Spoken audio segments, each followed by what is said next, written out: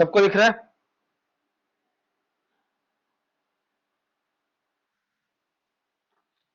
हाँ, thank you Tanushree जी। मैंने rubber rubber band लगा दिया तो अभी ठीक हो गया है। यार ये बड़ा प्रॉब्लम है ऐसे। ठीक है।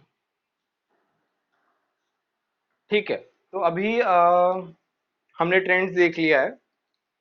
तो अभी ट्रेंड्स तो आ गए, बट अभी एक्सेप्शन आएंगे। सभी को पता है। अभी हम एक्सेप्शन देखते हैं।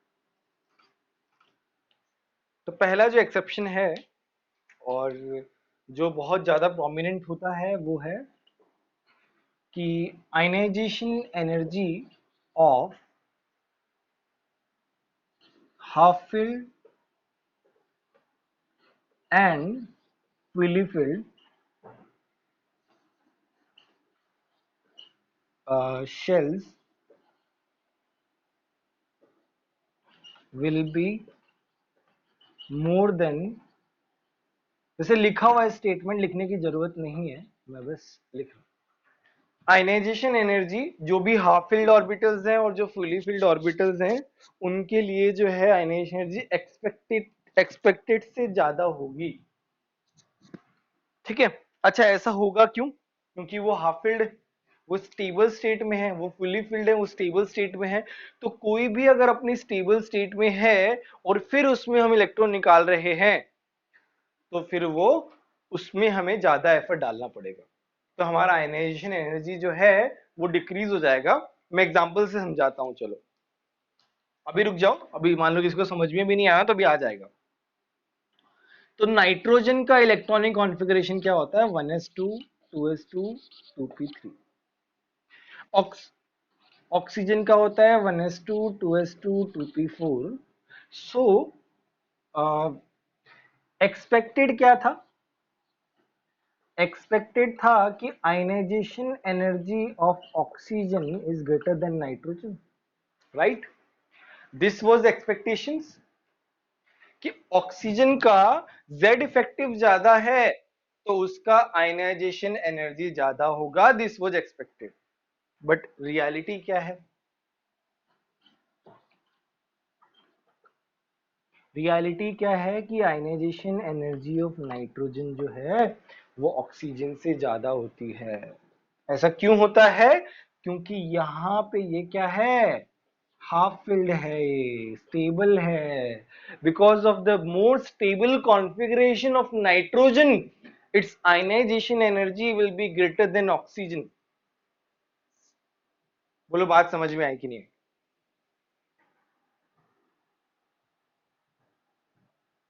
हाँ बोलो। हाँ, तो इसमें बस यही है कि हाफ फील्ड और फुली फील्ड ऑर्बिटल्स वाले जो भी एटम्स होंगे ना, उनका आयनाइजेशन एनर्जी एक स्टेप आगे बढ़ जाता है।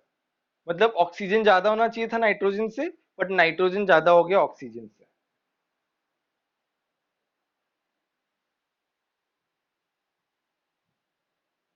किसी और को कोई डाउट है क्या?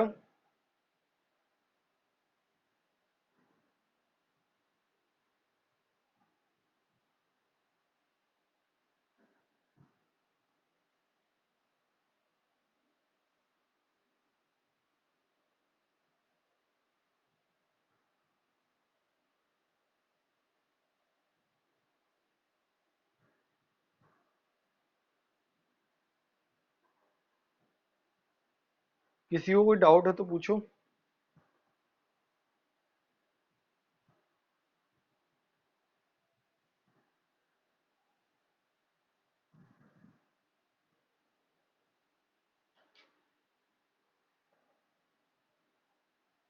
ठीक है।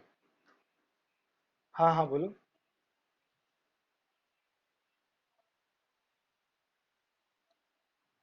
हाँ हाँ, ऑब्वियसली यहाँ पे तो माइनेशन एनर्जी पड़ रहा है ना।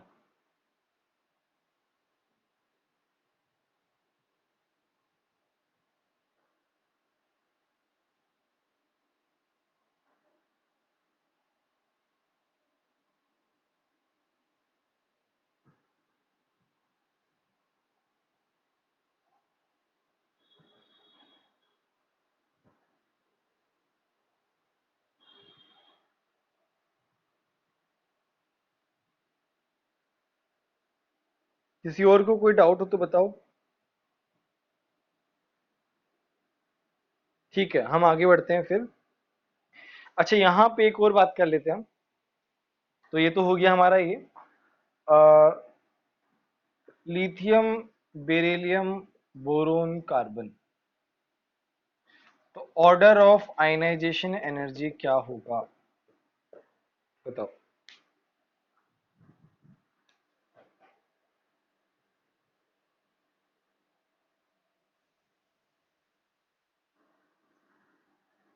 सबसे ज्यादा किसका होगा?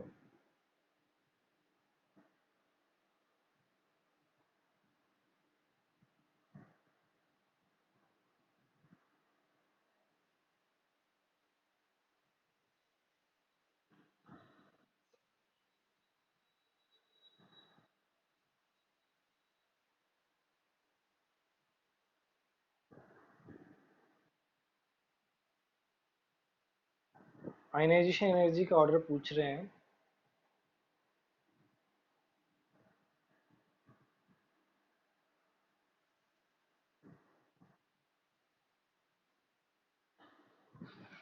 अच्छा, ionization energy along the sorry along the period जो है वो क्या होती है, इंक्रीज होती है, डिक्रीज होती है, क्या होता है? इंक्रीज होती है, राइट। इंक्रीज होगी तो मेरा जो है एक्सपेक्टेड जो है, चलो पहले एक्सपेक्टेड तो लिखते हैं, वो ऐसे होगा। बट रियलिटी क्या होगी, मैंने क्या बोला था कि एक स्टेप आगे खसक जाता है। क्यों? बेरिलियम का कॉन्फ़िगरेशन क्या है, 1s2 2s2, फुली फिल्ड। तो because of the fully filled configuration ये एक स्टेप आगे बढ़ जाता है। इसका मतलब मेरे पास अब रियलिटी में क्या होगा, रियलिटी में लिथियम जो है, उसके बाद बोरोन आएगा, उसके बाद बेरिलियम आएगा, उसके बाद कार्बन। ये आएगा रियलिटी हमारा।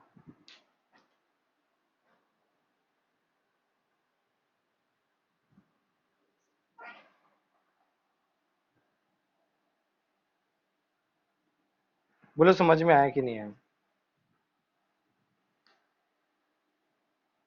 किसी को डाउट है तो बोलो। एक्सेप्शन क्या, वो एक्सेप्शन बता दिया ना, उसी का ही तो है, हाफ फिल्ड, फुली फिल्ड। अब बेरिलियम जो है वो फुली फिल्ड है, तो उसका आयनाइजेशन एनर्जी बोरोन से ज्यादा हो गया, कम होना चाहिए था।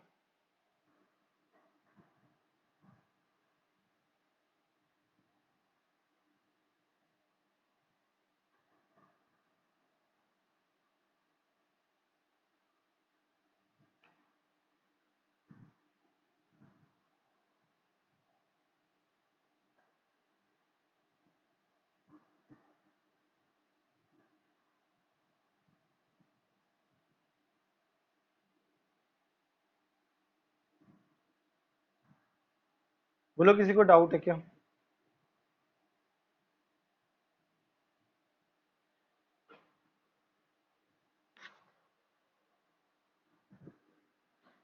ठीक है, रब कर दो, इसका स्क्रीनशॉट ले लो। क्या क्या?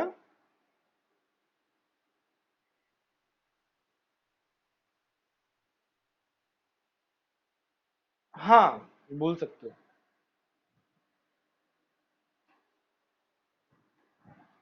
किसका पूछा है उस पे बहुत डिपेंडेंट होता है। वैसे तो नोट्स में लिखा हुआ है, बट फिर भी स्क्रीनशॉट लेने से अच्छा ही रहता है। नोट्स जो है इसी ऑर्डर में तुम्हें लिखना है, ठीक है। और नोट्स अभी मैं जैसे बोर्ड में पढ़ाने लगा हूं, तो नोट्स उसी हिसाब से लिखने हैं, या फिर मेरे जो नोट्स भेजे हुए हैं उसमें से कुछ कुछ ऐड करके बाकी सब नोट्स इसी तरीके से लिखने हैं, और किसी सोर्स से नोट्स नहीं लिखने हैं। अच्छा, नेक्स्ट हमारा है, इसमें दूसरा एक्सेप्शन है, ग्रुप 13। अच्छा, ग्रुप 13 के बारे में बार बार हम बात क्यों करते हैं? क्यों? क्योंकि इसमें डी ब्लॉक कॉन्ट्रैक्शन आता है, ठीक है। इसीलिए हम इसके बारे में बार बार बात करते हैं। तो चलो हम इसके बारे में, एक्सपेक्टेड जो है वो क्या होना चाहिए, पहले हम वो देखते हैं। भाई डाउन द ग्रुप क्या होना चाहिए, डिक्रीज होना चाहिए। बैंगन आलू गाजर इन थैला। इस तरीके से एक्सपेक्टेड जो है आयनाइजेशन एनर्जी आनी चाहिए। बट आयनाइजेशन एनर्जी आती कैसी है, अभी हम देखते हैं रियलिटी में क्या होता है। तो बोरोन का तो सबसे ज्यादा है, उसके बाद जो है थैलियम आता है, उसके बाद गैलियम आता है, उसके बाद एल्यूमिनियम आता है, उसके बाद इंडियम। बहुत ज्यादा कॉम्प्लिकेटेड है कुछ नहीं कर सकते अपना, अपने हाथ में नहीं है। जो एक्सपेरिमेंटली आया है वो हमने बताया है। अभी इसमें क्या क्या रीजंस हैं हम उसके के बारे में डिस्कशन करेंगे। ठीक है। अच्छा, अभी थैलियम जो है वो कौन से पीरियड का है ये बताओ पहले।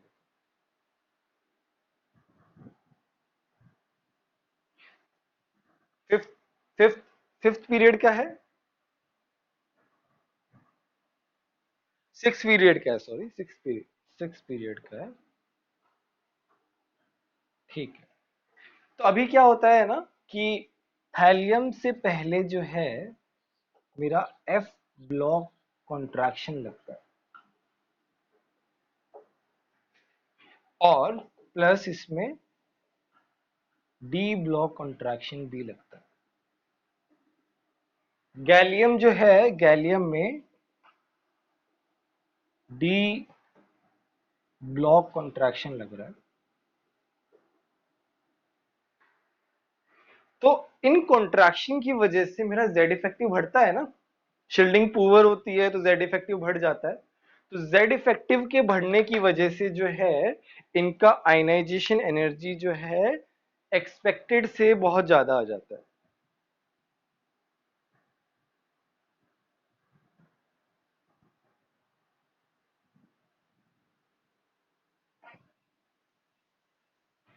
सी, थैलियम जो है उसमें हमारा एफ ब्लॉक कॉन्ट्रैक्शन लगता है, और गैलियम में डी ब्लॉक कॉन्ट्रैक्शन लगता है। तो जिसकी वजह से जो है जितना एक्सपेक्टेड आना चाहिए उससे कम आता है।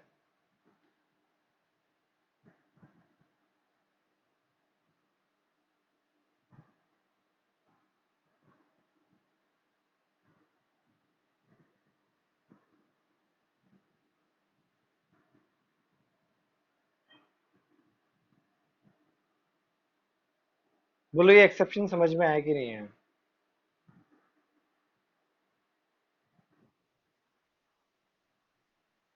क्या क्या।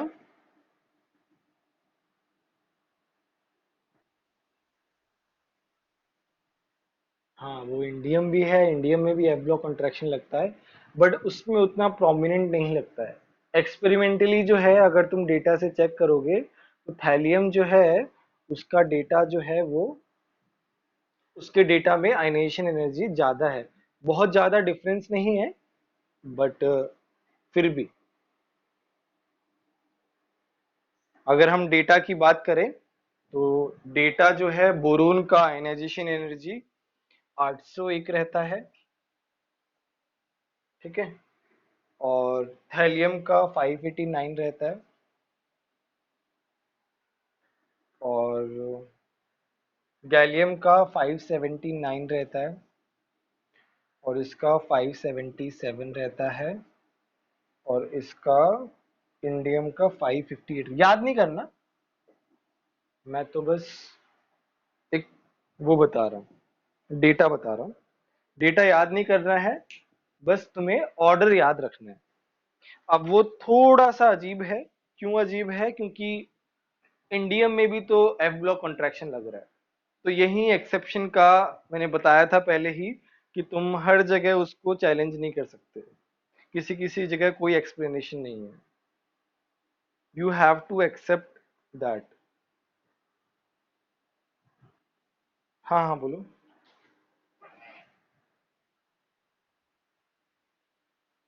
इसमें क्या है ना, इसमें तुम्हारा थैलियम जो है, थैलियम में एफ ब्लॉक कॉन्ट्रैक्शन लग रहा है, और गैलियम में डी ब्लॉक कॉन्ट्रैक्शन लग रहा है। अब कॉन्ट्रैक्शन का मतलब क्या है कि जेड इफेक्टिव बढ़ गया है, और जेड इफेक्टिव जब बढ़ता है तो मेरा आयनाइजेशन एनर्जी है वो बढ़ता है। ठीक है। तो इसीलिए थैलियम का आयनाइजेशन एनर्जी ज्यादा होता है कंपेरेटिवली, और वैसे ही गैलियम का आयनाइजेशन एनर्जी ज्यादा होता है कंपेरेटिवली। अच्छा, मेरे जो नोट्स हैं उस नोट्स में उस बच्चे ने थोड़ा सा गलत लिखा है।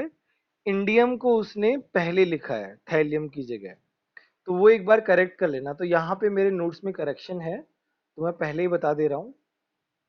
ये जो है ये नोट डाउन कर लेना, मैंने डेटा के साथ लिखा है इसीलिए। हाँ हाँ बोलो।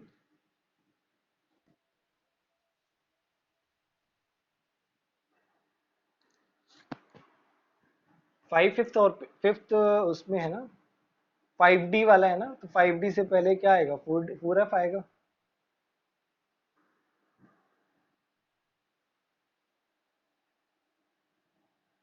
5D से पहले 4F आता है ना, तो 4F में 4F की वजह से कॉन्ट्रैक्शन आ सकता है। और उसके बाद में डी के 10 है।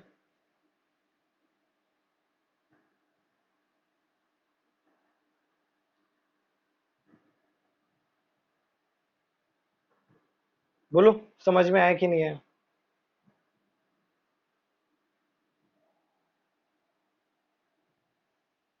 ठीक है। और बहुत ज्यादा दिमाग लगाने की जरूरत नहीं है। मैं एक सिंपल सा फंडा बताता हूँ। अगर किसी को थोड़ा सा ये हो रहा है कि ये तो समझ में नहीं आ रहा, पता नहीं कैसा है, तो एक जो है एक चीज तुम्हें एक्सेप्ट करनी पड़ेगी कि अगर कोई एक्सेप्शन है तो उसमें बहुत ज्यादा दिमाग नहीं लगाना है। डेटा है और ऑर्डर है तो बस थोड़ा याद कर लेना है। एक दो बार याद करोगे तो अपने आप याद हो जाएगा। उतना कुछ वो नहीं है। एग्जाम से पहले बस ब्रशअप करके जाना पड़ेगा। तो जहां पे भी एक्सेप्शंस हैं उनको मार्क कर लो, सो दैट एग्जाम से पहले तुम्हें ध्यान रहे कि तुम्हें क्या क्या पढ़ के जाना है। और एक्सेप्शंस को स्पेशली पढ़ के जाना है क्योंकि वो याद नहीं रहते। ठीक है, तो ये स्क्रीनशॉट ले लो इसका।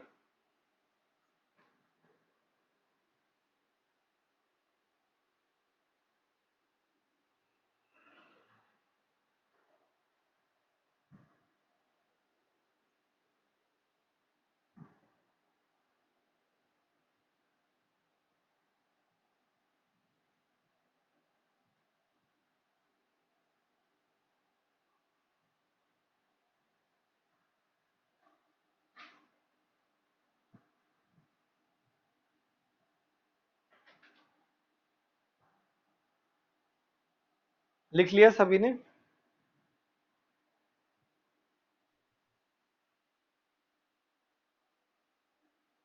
ठीक है, हम आगे बढ़ते हैं।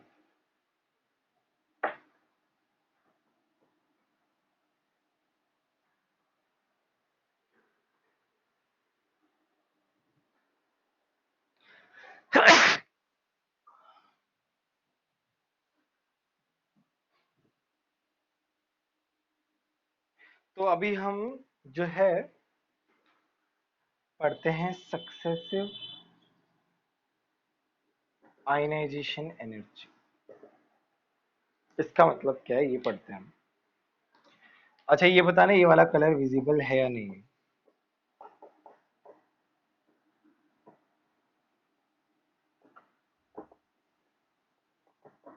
विजिबल है, ठीक है।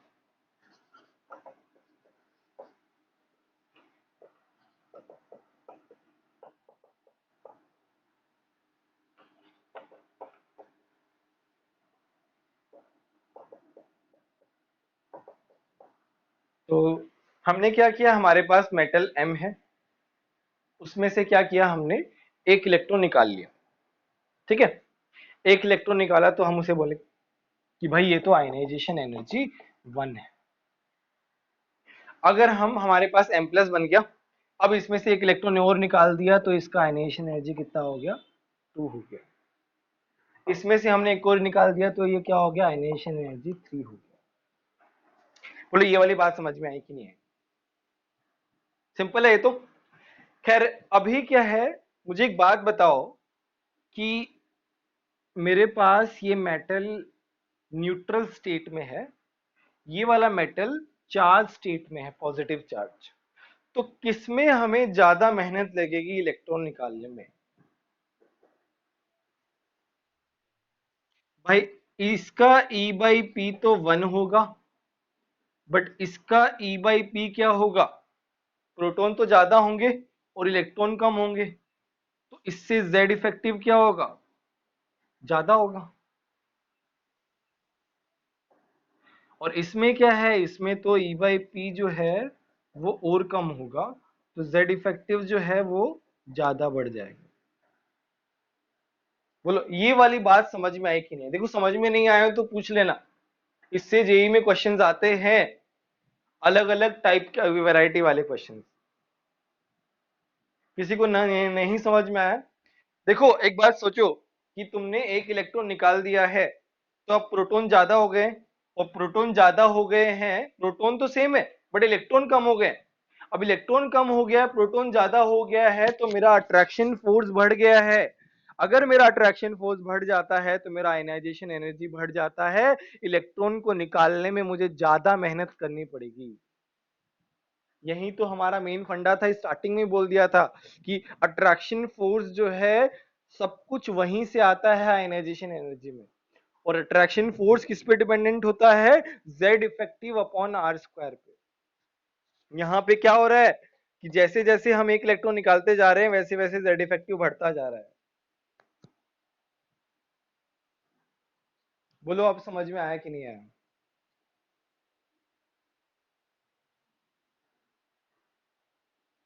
बोलो किसी को डाउट है तो बताओ।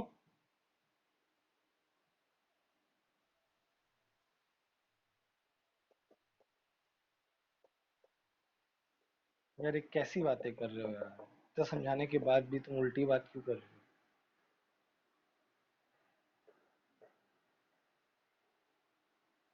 अभी क्या समझाया इतनी देर से, एकदम उल्टा तुम क्यों बोल रहे हो? अभी तो बोला कि अगर हमने इलेक्ट्रॉन निकाला तो अब उससे इलेक्ट्रॉन निकालना कितना मुश्किल हो जाएगा। भाई इसका अट्रैक्शन फोर्स ज्यादा है, तो अब इलेक्ट्रॉन निकालना कितना मुश्किल है इसमें। जैसे जैसे हम इलेक्ट्रॉन निकालते जाएंगे वैसे वैसे बहुत मुश्किल होती जाएगी इलेक्ट्रॉन निकालने में।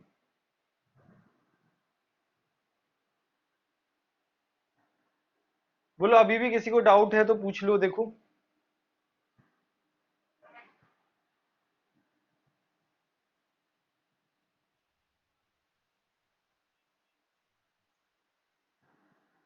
हाँ हाँ, जेड इफेक्टिव बढ़ जाएगा ना, क्योंकि मेरा प्रोटॉन ज्यादा हो गया। प्रोटॉन ज्यादा हो जाएगा तो जेड इफेक्टिव बढ़ जाएगा।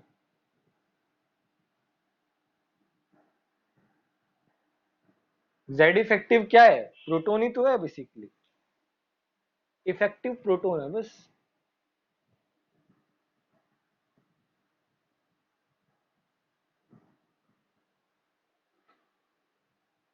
ठीक है, डन। स्क्रीनशॉट ले लिया?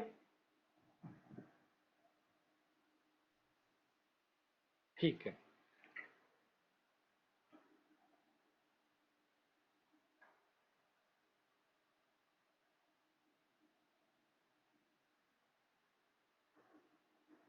ठीक है, अभी हम देखते हैं, क्वेश्चन करते हैं। कैलकुलेट, कैलकुलेट वर्ड करना तो बेकार है। Find the order of IE1 and IE2 और कार्बन, ऑक्सीजन, नाइट्रोजन, फ्लोरीन। निकालो सब लोग। इसका सब लोगों ने सही, किसी ने भी सही कर दिया तो उसको ये वाला कॉन्सेप्ट एकदम क्लियर हो गया।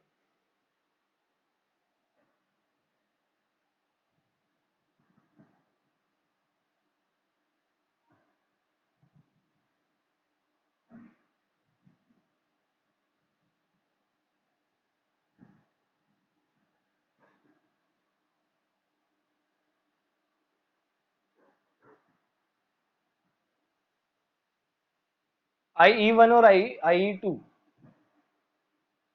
आयनाइजेशन एनर्जी 1 और आयनाइजेशन एनर्जी 2, उसका ऑर्डर बताना है दोनों में।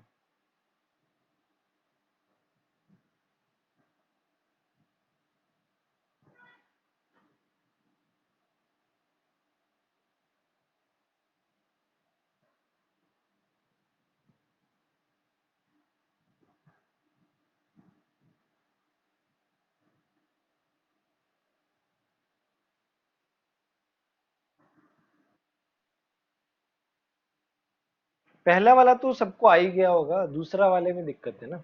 दूसरा वाला सोचो कैसे करना है। सब में एक एक इलेक्ट्रॉन निकाल के देखो, फिर इलेक्ट्रॉनिक कॉन्फ़िगरेशन लिखो और फिर ट्राई करो।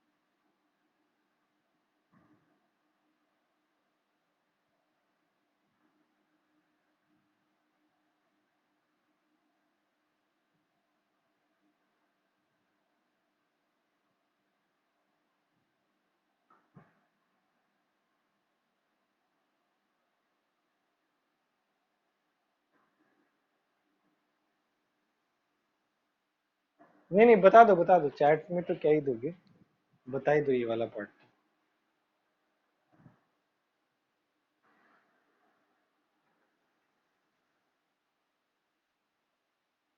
हाँ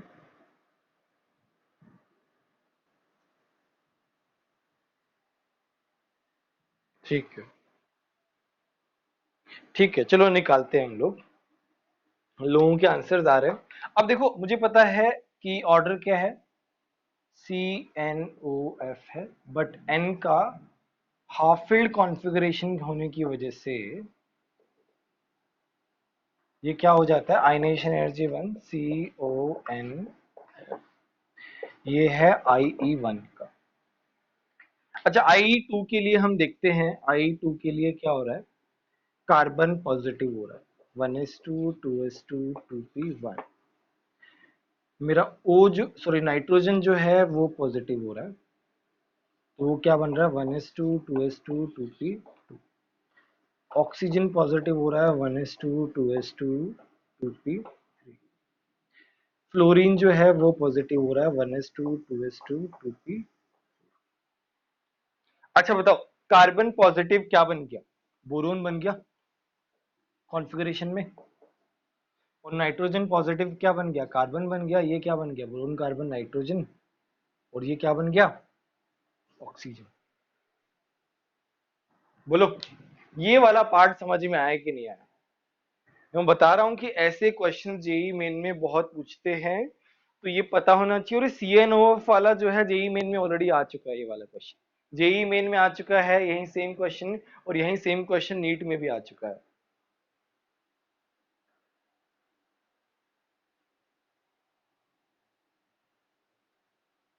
समझ में आया कि नहीं आया, अभी कॉन्फ़िगरेशन आ गया। तो मुझे पता है कि बोरोन कार्बन नाइट्रोजन ऑक्सीजन में ऑर्डर क्या रहता है, नाइट्रोजन तो एक शिफ्ट हो जाता है, तो बोरोन के बाद कार्बन, कार्बन के बाद ऑक्सीजन और फिर नाइट्रोजन, ऐसे रहता है।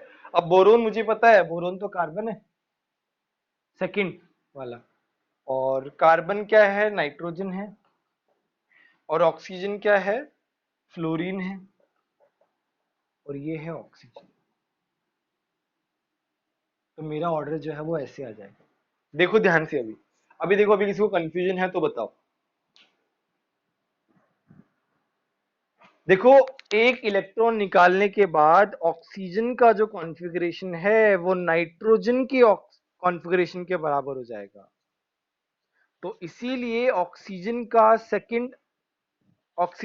सेकंड आयनाइजेशन एनर्जी जो है वो बढ़ जाएगा। बोलो।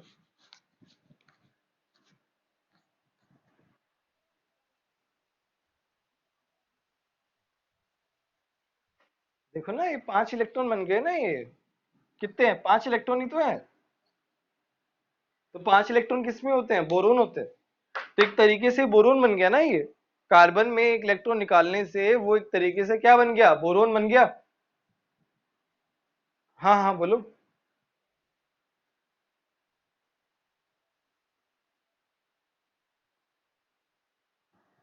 उसमें क्या समझ में नहीं आया यार? हम क्या कर रहे हैं? CnOF में क्या होगा? ये एक्सपेक्टेड है, इंक्रीज होना चाहिए। बट रियलिटी में क्या है? मुझे पता है कि नाइट्रोजन जो है उसका हाफ फील्ड कॉन्फ़िगरेशन है, और उसका हाफ फील्ड कॉन्फ़िगरेशन होने की वजह से वो एक स्टेप आगे बढ़ जाता है, उसका आयनाइजेशन एनर्जी ऑक्सीजन से ज्यादा हो जाता है।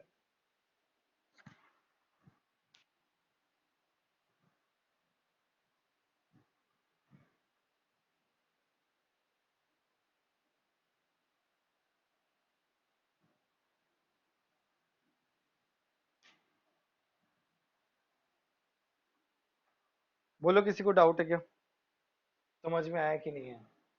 देखो, समझ में आना चाहिए ये वाला क्वेश्चन, बहुत इंपॉर्टेंट है, ऐसे क्वेश्चंस बहुत पूछते हैं। अभी भी किसी को थोड़ा सा भी डाउट है तो बोलो, कोई पॉइंट में।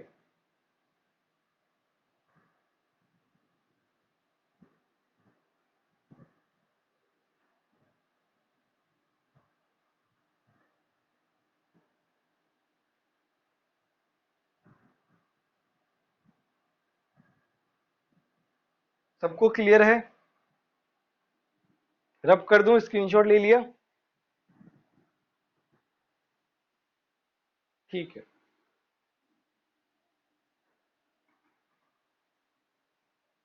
अभी हम एक और सम करते हैं।